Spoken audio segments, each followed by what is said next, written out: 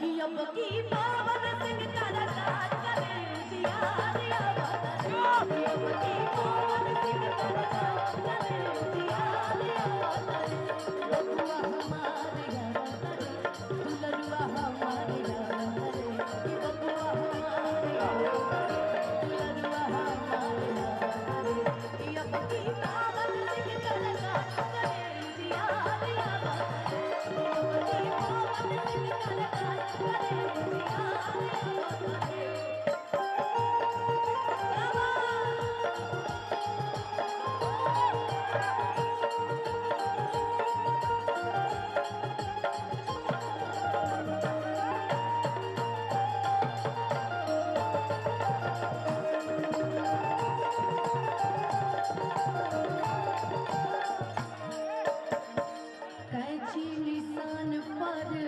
Button दबैहा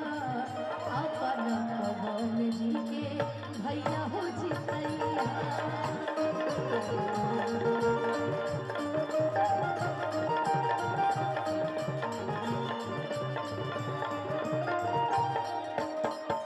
कैची निशान पर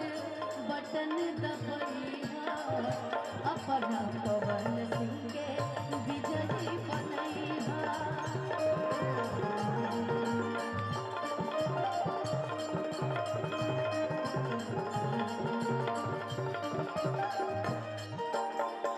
दुलरुआ हमारे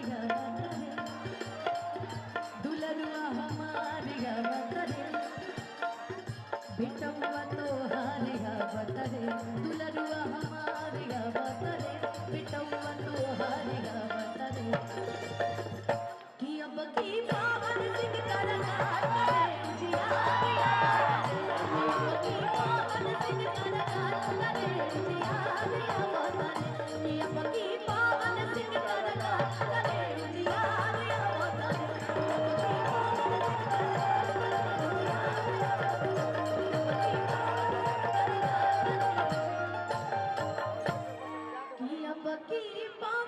अरे बाबू बढ़ जाओ, क्या घूम रही हो?